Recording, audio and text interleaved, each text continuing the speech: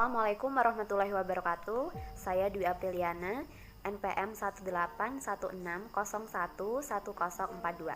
Nah, di sini saya akan memulai presentasi dari kelompok 8 mengenai review buku dari Pak Guntur ya, yang mana kami membahas bab berbagi pengetahuan berbasis sistem atau jaringan. Nah, kecanggihan teknologi informasi seperti merancang jaringan internet perlu menambah analisis info budaya nasional di samping analisis info struktural. Nah, yang termasuk dalam hal ini adalah kelompok sosial. Nah, analisis info budaya ini mencakup hal-hal berikut ini, berupa pola budaya, hubungan, pengembang pendahulu, dan juga ada kepercayaan maupun ketidakpercayaan, pertimbangan strategi pengembangan, dan implementasi. Implementasi ini hal yang paling pokok ya, bagaimana kita mengimplementasikan hal-hal yang sebelumnya itu dalam ranah kehidupan sosial masyarakat. Nah, adapun hasil rasionalitasnya dapat berupa kepercayaan, modal sosial yang akan kita bahas ini mendalam, dan juga hubungan kolaboratif. Nah, apa sih konsep dari modal sosial? Nah, dalam manajemen pengetahuan, penting untuk mengakui adanya modal sosial ketika kita berinvestasi. Dengan meneliti modal sosial secara mendalam, kita akan bisa meningkatkan peluang, lalu motivasi, dan juga kemampuan kita. Nah, semua orang akan menggunakan yang namanya jaringan elektronik dalam berbagi pengetahuan jika memiliki kesempatan. Nah, modal sosial mengacu pada saham, kepercayaan sosial, lalu ada norma, dan juga jaringan untuk berbagi. Di sini yang kita bahas adalah ilmu pengetahuan ya. Nah, ada pun unsur-unsur yang membentuk organisasi modal nasional, yaitu ada modal fisik, lalu ada modal keuangan, lalu ada modal manusia. Nah, modal manusia ini menurut Becker di tahun 1964 mengacu pada individu, sedangkan modal sosial ini mengacu pada kemampuan kolektif. Nah, apa yang akan terjadi ya kira-kira ketika nilai sebuah grup atau kolektif rendah atau kelompok rendah pada dimensi relasional? Nah, menurut Nahapit dan juga Gersal di tahun 1998 ada 3 dimensi modal sosial. Yang pertama yaitu struktural. Struktural ini mencakup ikatan jaringan, konfigurasi atau bentuk jaringan, dan juga organisasi. Sedangkan yang kedua yaitu kognitif, kode dan bahasa bersama, narasi atau cerita bersama gitu.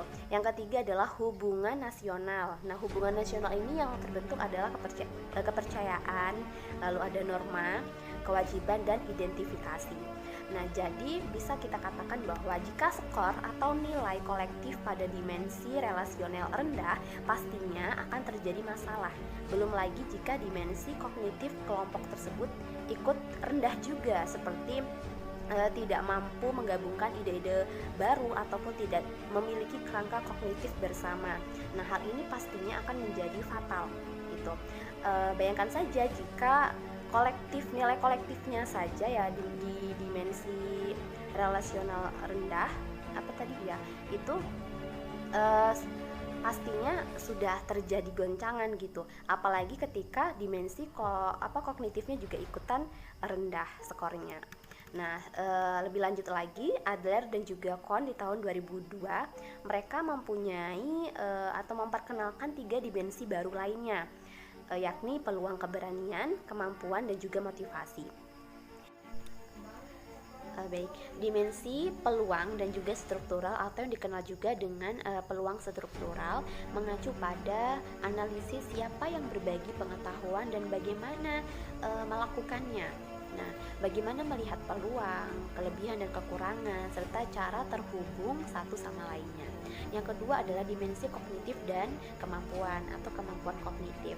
Nah, ini menganalisis tentang apa yang dibagikan dan menyangkut memahami maksud orang lain saat berkomunikasi.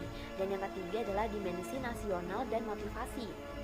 Nah, dimensi ini mengacu pada pertanyaan mengapa orang berbagi pengetahuan, motivasinya apa. Terus hal ini tentu berhubungan juga dengan hubungan karakteristik sosial, nah, seperti kepercayaan, saling menghormati, dan juga timbal balik. Nah, itu menurut Putnam di tahun 2000, pada tahun 2000. Nah, jadi itu ya teman-teman. Jadi kita makin tahu nih apa bedanya modal usaha dan juga modal sosial. Karena kalau kita membicarakan masalah modal, yang ada di otak saya pun masalah uang gitu loh. Misalnya kan modal usaha kita mengajukan proposal dan sebagainya, tapi ini modal sosial gitu. Jadi semakin menambah pengetahuan dan pemahaman kita bahwa modal sosial ini berarti hubungan yang terjalin dengan norma yang dapat membentuk kualitas dan juga kuantitas hubungan sosial di dalam masyarakat, yang mana fungsinya adalah untuk menjaga kesatuan masyarakat bersama-sama. Nah, adapun bentuk dari modal sosial ini tadi ya sudah disinggung juga, ada relasi, norma, dan juga saluran informasi dan lain sebagainya. Nah, itu sekian dari saya. Untuk selanjutnya akan diteruskan oleh rekan saya Rizko Arik. Assalamualaikum warahmatullahi wabarakatuh. Saya Rizko Arif Maulana, NPM 020. Manajemen trap. Subbab ini membahas mengenai beberapa hal tentang manajemen trap. Yang pertama, terdapat faktor penyebab terjadinya banyak kekeliruan terkait dengan inisiatif manajemen pengetahuan, yaitu adanya bias manajemen. Sebab ini juga menjelaskan bahwa peningkatan keahlian pekerja, mobilitas, profesionalisme, dan sebagainya menjadi faktor penyebab munculnya inisiatif manajer untuk menciptakan cara berbagi pengetahuan yang lebih efisien.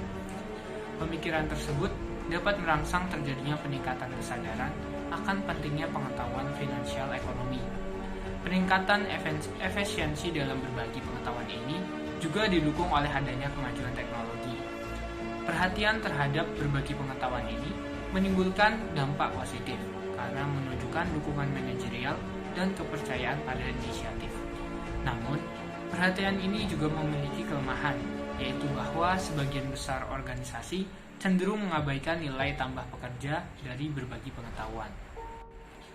Selanjutnya, the individual learning trap. Pada subbab ini, terdapat penjelasan mengenai jebakan pembelajaran individu. Dijelaskan bahwa terdapat risiko dan masalah yang dihadapi dalam penelitian ini, yaitu kecenderungan untuk memahami berbagi pengetahuan sebagai kegiatan untuk mendukung pembelajaran di tingkat individu.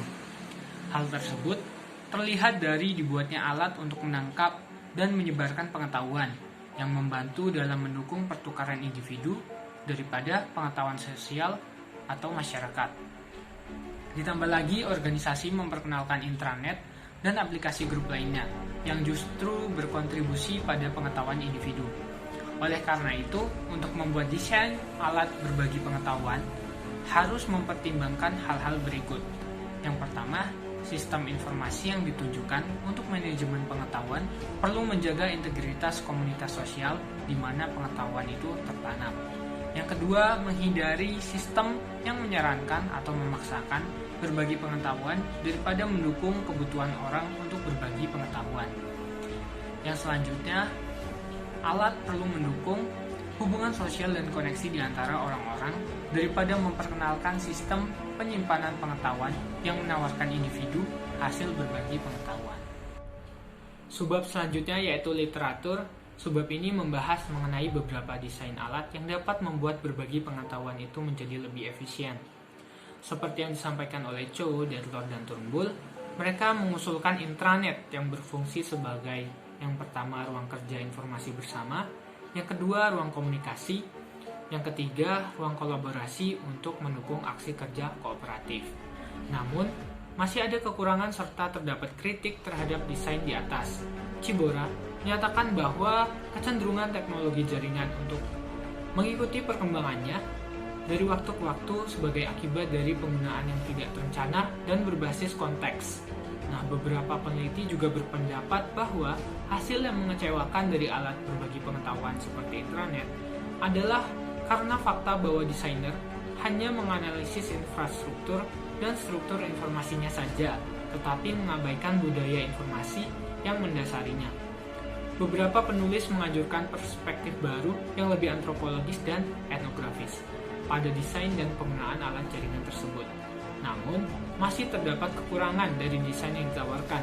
Hal ini dilihat dari adanya kesenjangan antara temuan empiris dan kendala desain yang sesuai dan persyaratan aplikasi. Kesulitan terdapat dalam proses penerjemahan sifat deskriptif ke inherent dari penelitian ini ke dalam persyaratan teknis. Dapat disimpulkan bahwa selain analisis infrastruktur, desain alat juga harus menyertakan analisis info budaya suatu kelompok sosial sebagai rasionalitas ketiga TI.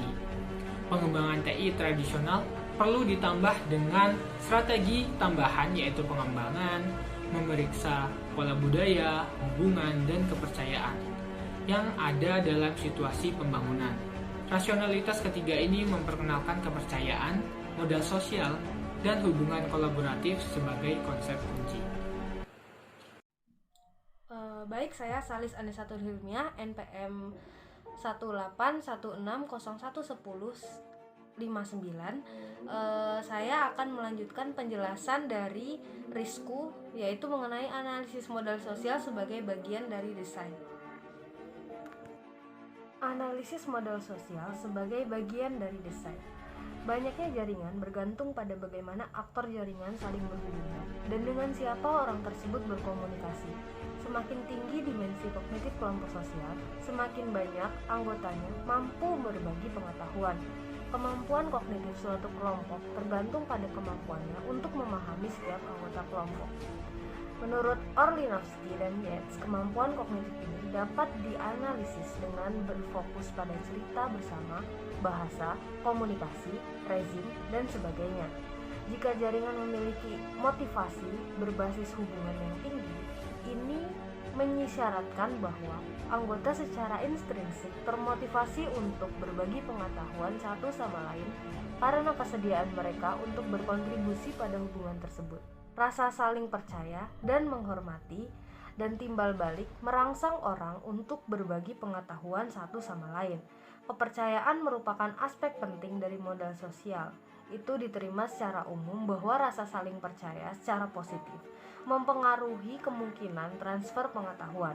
Kepercayaan diperlukan untuk melindungi diri, kemungkinan dan halangan untuk berbagi pengetahuan. Kepercayaan juga diperlukan karena dimensi besar dari pengetahuan yang akan dibagikan bersifat rahasia. Orang-orang tinggi dalam dimensi relasional berbagi rasa kebersamaan, artinya orang tidak hanya ingin belajar tetapi juga ingin membantu orang lain untuk belajar.